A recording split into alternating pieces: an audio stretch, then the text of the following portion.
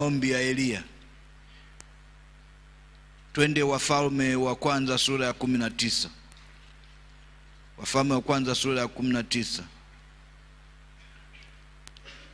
Kuna huo mstari wa 7 na wa 9, lakini kama ukiendelea mbele utakutana na utulivu. Yaani ukiendelea mbele utakutana na utulivu. Kuanzia mstari wa 11 ukienda pale mbele utakutana na utulivu. Lakini hii hoja anayoizungumza sasa ipo ule mstari wa 7 na wa 8. Wafalme wa kwanza 19 wa 7 na 8. Maisha ya Elia, ukisoma mlango ule wa 17 18 unamuona ni mtu mwenye nguvu sana. Mwenye nguvu sana, ambaye anaamuru mbingu zisimame zisilete mvua, zikasikia. Halafu anakuja, unamuona anaua wale manabii baada ya kudhihirisha kwamba sasa Mungu aliye hai ni Mungu wa Israeli. Anaua manabii wa Baali 450. Yaani mwenye nguvu kweli, na udhihirisho wa Mungu upo pale. Halafu inatokea sauti ya mwanamke Jezebeli, anasema mwambie Ahabu mpaka kesho kichwa chake tutakifanya sawa na kichwa cha hao waliowaua. Jamaa yani hata kwamba aliwahi kuwa na Mungu akasahau. Kaenda kafichama, kakimbia, kamwacha hata mtumishi wake. Halafu anafika anasema sasa ni afadhali nife tu. Kajinyosha chini, akalala chini ya mretemu, akasema afadhali nife. Anakuja malaika, anamgusa, anamwambia inuka ule. Akatazama, kumbe pana mkate umeokwa juu ya mkaa na gudulia la maji. Akala, akajinyosha tena. Sasa mstari wa 7, malaika wa Bwana akamwendea mara ya pili, akamgusa, akasema inuka ule, maana safari hii ni kubwa mno kwako. Akainuka, akala, akanywa, akaenda katika nguvu za chakula hicho siku 40 mchana na usiku, hata akafika Horebu, mlima wa Mungu. Sasa yule mchungaji akana nikumbusha kwamba unatakiwa unachukua vipande vya nguvu vya siku vya mwezi. Jifungie, hebu fanye. Ndio maana nilisema pale kwamba nilipojifunza kwamba kumbe naweza kati ya mambo mengi nikafunga, sio kula tu. Yaani ukafunga vyote viwili. Kula, nikasema jana, na simu. Ukatulia kwenye uwepo wa Bwana, ukachukua nguvu. Na kuna vitu ambavyo atakuwa amekusemesha katika utulivu ule, amekusemesha vitakupeleka siku 40. Sasa siku 40 kwako inaweza kuwa siku 4, inaweza kuwa mwezi, inaweza kuwa mwaka. Mimi sijajua jinsi mtakavyokuwa mmeongea na Bwana. Ndio maana nasema unaweza kupanga kwa mwaka kutulia mahali fulani, kuweka mambo ya mwaka, kuweka mambo ya mwezi, kuweka mambo ya wakati fulani, kutulia mbele za Bwana. Unaweza kupata hayo na ukashangaa. Sasa ukishuka pale mbele utakuta yaliyotokea baada ya kupata kile chakula. Hafu akamwambia nenda kasimame mahali fulani, nitapita. Mara ya kwanza kukawa na tetemeko na kila kitu, Bwana hakuwepo. Ikaja kukawa na moto mkali, Bwana anasema hakuwepo. Baadaye akiwa ametulia sana kwenye utulivu, kisha hapa anasema ikaja sauti ya utulivu, ikazungumza na Elia, ikampa majukumu 3 ya kwenda kutekeleza. Ukitoka hapa nenda kampake mafuta atakaye kurithi. Kampake mafuta atakaye kurithi. Kiona anakwenda na mpaka mafuta Elisha. Maki pale Mungu alimkubalia kwamba sasa wewe inaonekana hapa sasa umeshaomba kurudi nyumbani. Sasa unarudi nyumbani. Hakumaliza majukumu. Unajua ukisoma pale hata yale majukumu 3 aliyopewa kuyafanya hakumaliza. Alifanya 2 tu, lingine alikuja kumalizia Elisha. Mungu alimruhusu kwamba wewe inaonekana umechoka, njoo urudi kupumzika. Ndio anamchukua. Kwa hiyo hayo yote aliyapata kwenye utulivu. Yaani baada ya kuwa amepata kile chakula, pale ni hoja ya kwamba unaweza kuchukua nguvu za kipindi. Lakini ukitoka pale ndio unakutana na kwamba kwenye utulivu Mungu akapata kuonekana. Zaburi ya 131. Zaburi ya 131.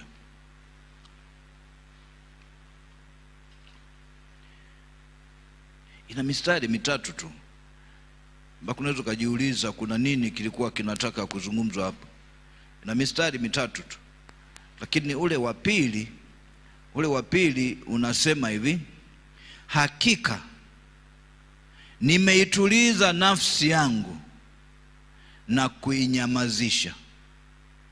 Kama mtoto aliyeachishwa kifuani mwa mama yake, kama mtoto aliyeachishwa, ndivyo roho yangu ilivyo kwangu. Yani amejituliza, yani kama mtoto ambaye ana amani kifuani kwa mamake. Yani chochote kinachoendelea huko hajui. Yani hajui kinachoendelea kwa sababu yani ni salama kabisa moyoni mwake. Yuko salama kabisa. Yani amejituliza kimya.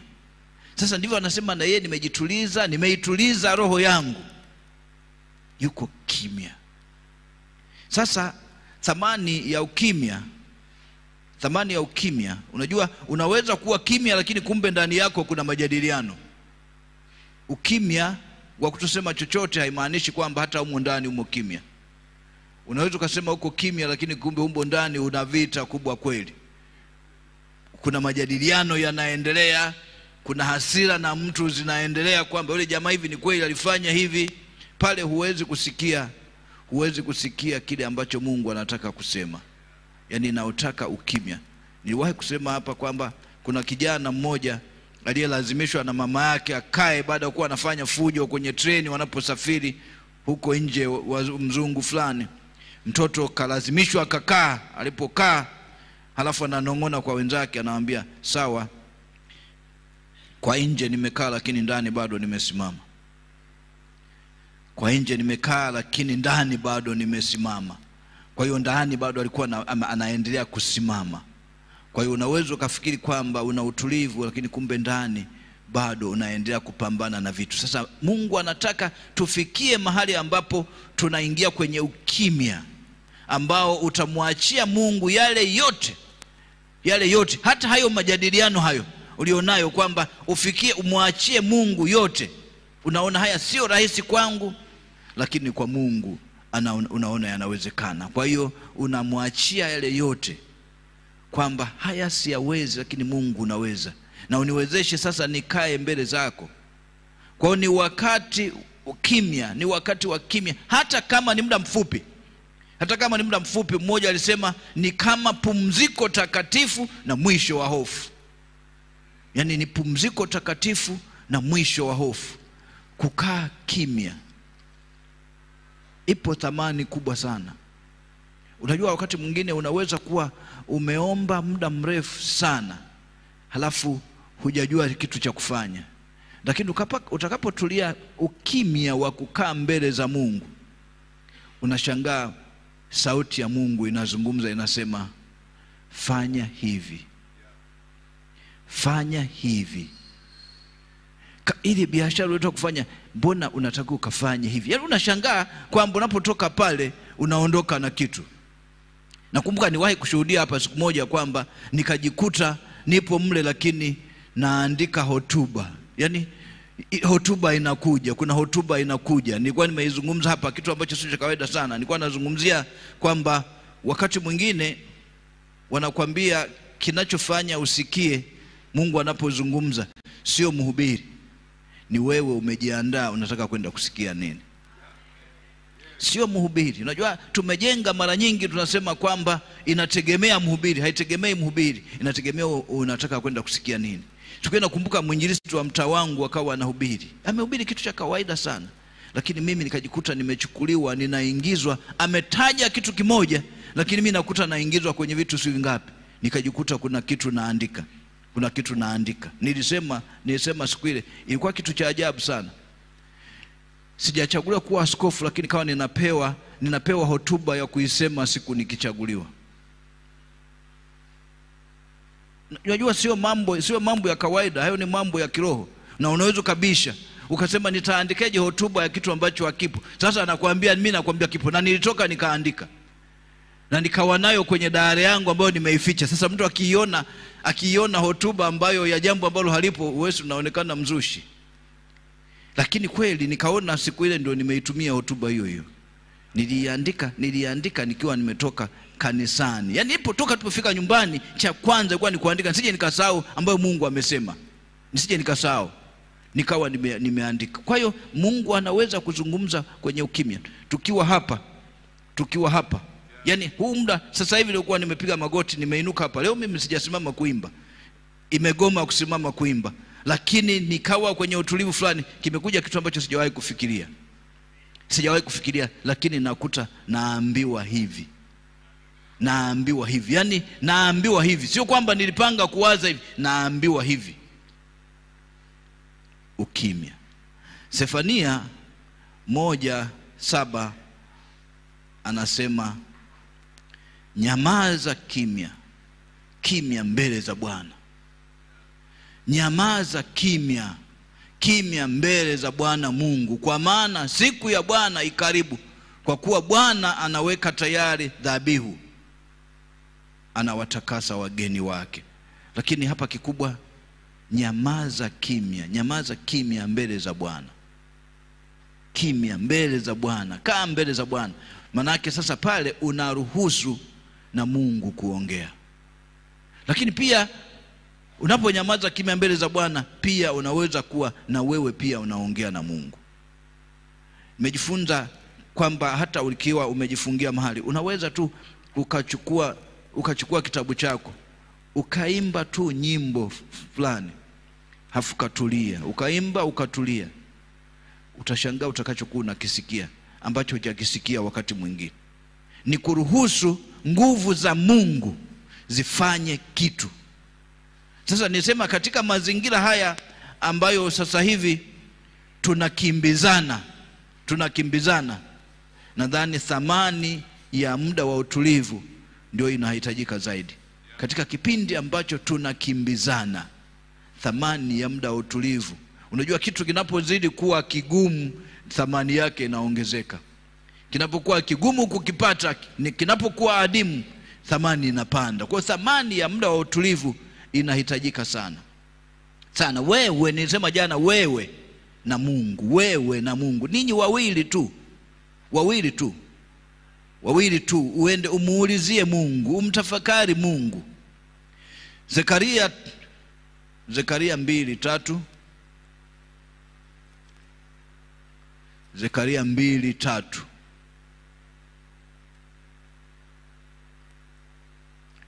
Nyamazeni ninyi wenye mwili mbele za Bwana, kwa maana ametamka na kutoka katika maskani yake takatifu. Nyamazeni ninyi nyote wenye mwili mbele za Bwana, kwa maana ameamka na kutoka katika maskani yake takatifu. Yaani Mungu ameamka. Sasa nyamaza, ufanye nini? Ili yeye ndio afanye. Makipali tunaponyamaza ni kwamba sasa tunataka turuhusu Bwana afanye. Yaani hatutaki tuseme lolote. Yaani hapa hatutaki kusema lolote. Tunataka tuwe tu kimya mbele zake. Kimya. Yaani unakuwa kimya kiasi kwamba hata panya akipita unasikia kwamba kuna panya amepita huko nje. Yaani ni ukimya usiokuwa wa kawaida. Kimya. Kukaa kimya ni mpenyo wa hali ya juu sana wa kupiganiwa. Kukaa kimya ni mpenyo wa hali ya juu sana wa kupiganiwa. Sawa, tufanye tunaofanya kila siku, lakini kutafuta muda wa kukaa kimya ni mpenyo wa hali ya juu katika kupiganiwa. Unajua, nadhani nimeshasema mara nyingi, ipo nguvu ya kunyamaza, nguvu sio kwa kawaida. Unajua, kusema ni kwepesi kuliko ukinyamaza. Yaani wewe hata kama unapita katika vita yoyote unayopitia, kuna watu wameinuka kama maadui. Ukisema wanajua nguvu zako ziko wapi. Ukisema wanajua uwezo wako uko wapi. Lakini ukinyamaza, kunyamaza kunatisha kuliko kuongea. Kunyamaza kunatisha kuliko kuongea. Nilipoingia ofisini, tulikubaliana na wenzangu pale ofisini kwamba sisi tuchape kazi, tusiseme, tunyamaze, tufanye kazi. Watu fulani kwenye kijiwe fulani wakasema, sasa shida ya huyu jamaa haongei. Yaani angalau hata angekuwa anaropoka mambo mabaya ni afadhali kuliko amenyamaza. Sasa unaelewa maana yake nini?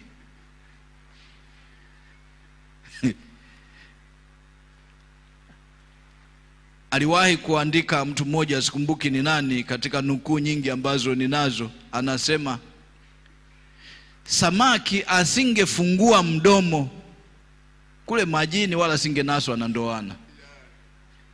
Yaani wewe shusha ndoana yako kule na ile chambo na ile nini, wewe shusha tu, asipofungua mdomo humpati. Yaani asipofungua mdomo humpati. Sasa mara nyingi tumepatwa kwa sababu ya kufungua midomo.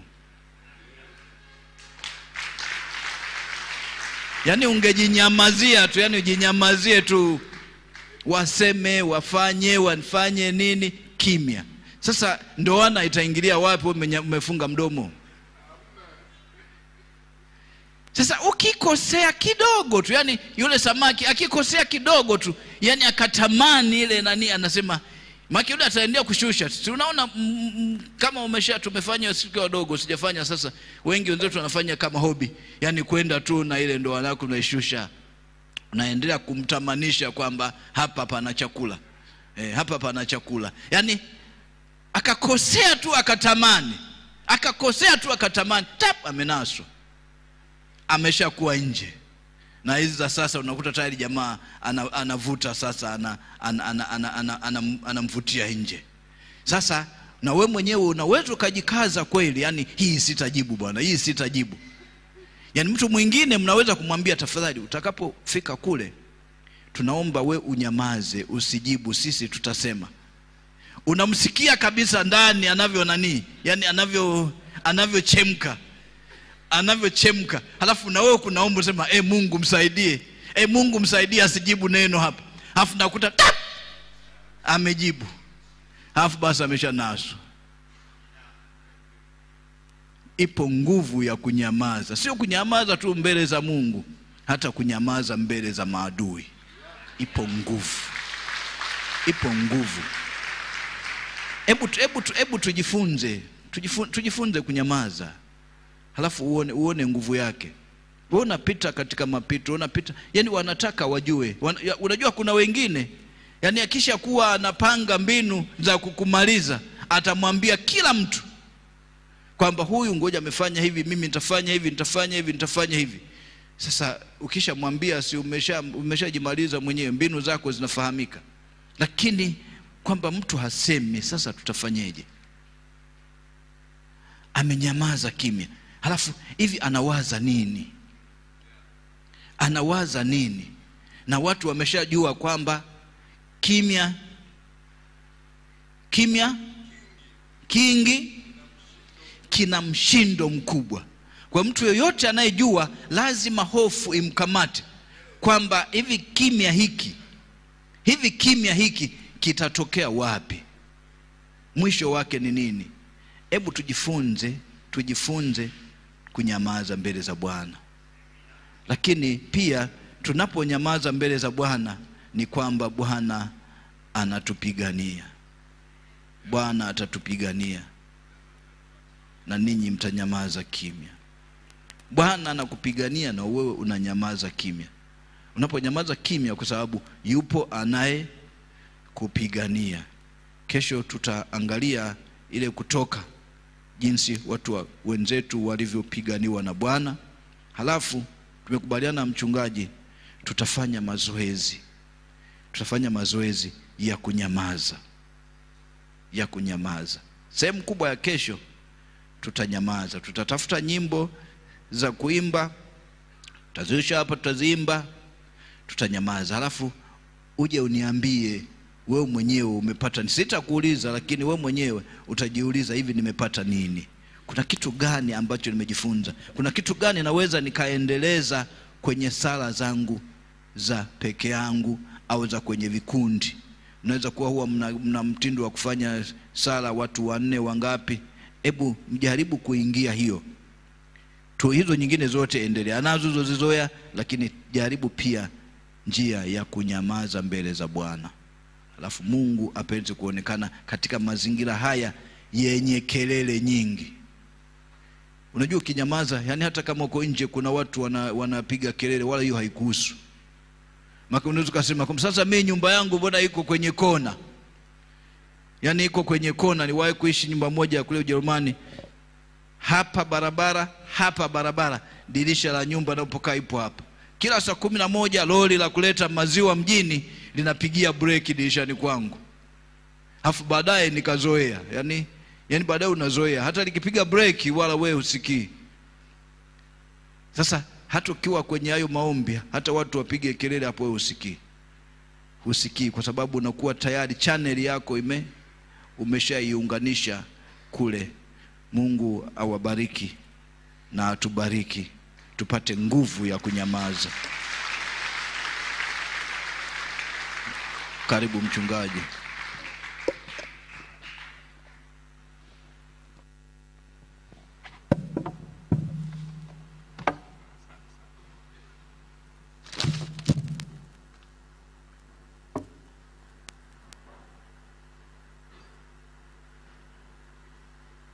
Asante sana Baskofu, tunakushukuru sana kwa tafakari hiyo ya neno la Mungu asubuhi ya leo. Na mimi nakumbuka mfano mmoja halisia, nadhani niliutaja hapa siku moja. Jamaa kutoka kijijini kwetu kabisa, alioa, alikuja na mke wake Dar es Salaam, akakaa kwenye nyumba yenye duka, na duka lilikuwa la wanaitwa Wapemba. Kwa hiyo baadaye yule dada na yule jamaa wakawa na mahusiano, na jamaa alikuwa ni mlinzi, alikuwa anaenda ulinzi huko usiku. Kwa hiyo mahusiano yakaendelea. Baadaye yule mwenye duka, kwa hiyo alikuwa anakuja anaingia chumbani kwa yule dada, mambo yakaendelea kwa kificho. Akawa wanamwambia yule bwana, wewe ukiondoka kuna mwingine hapa. Kuchukua sana kwa uzito. Na baadaye alipojua ni kweli, ambia wewe nenda, sisi tutaona, tutakwambia. Akaenda siku moja. Baadaye jamaa alipoingia wakamwambia, hebu rudi bwana. Akarudi, akagonga, mlango haukufunguliwa na milango ile ya Kiswahili, kwachu mkwa, kafunga komeo hapa nje. Wao wakaendelea huko ndani, najua hawakulala mpaka asubuhi, na watu taarifa kushajaa, na duka huwa linafunguliwa asubuhi mpaka saa 1 hivi. Alipo jamaa akapumzika tu, yani kama vile hakujatokea kitu. Watu wakajana hivi. Alipoona watu wamejaa wa kutosha, basi akaenda akafungua mlango, akamwambia yule jamaa, bwana, nadhani ulipata usingizi vizuri, kwa hiyo mimi nakuruhusu uende. Mke wangu, pika chai tunywe. Asubuhi hii kashanunua na mkate, chemsha chai tunywe. Watu wamejaa, jamaa ameruhusiwa, anaondoka. Yani haamini kama ameruhusiwa, anaondoka, ameruhusiwa. Wewe bwana ondoka, mimi sina na shida na wewe, najua ulipenda kuja kupumzika hapa, kwa hiyo uko huru. Wewe unamwacha tu, nenda.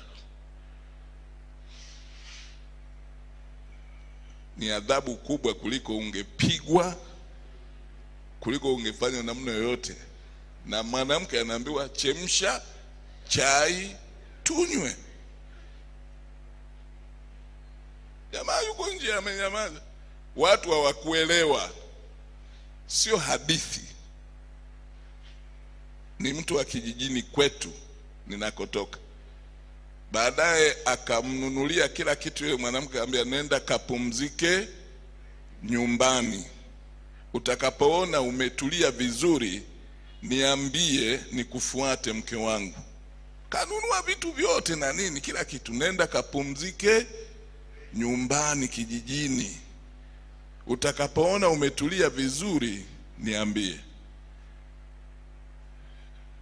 Jamaa katulia tu, kanyamaza tu. Kunyamaza kuna mshindo mkuu. Na kweli binti akaenda nyumbani akakaa, baadaye akamwambia mimi naomba nirudi lakini nisikae hapo. Jamaa kwa kumtii mke wake akahama, kaka karudi, wakaendelea. Wako mpaka sasa. Sijajua kama yule mama amerudia tena.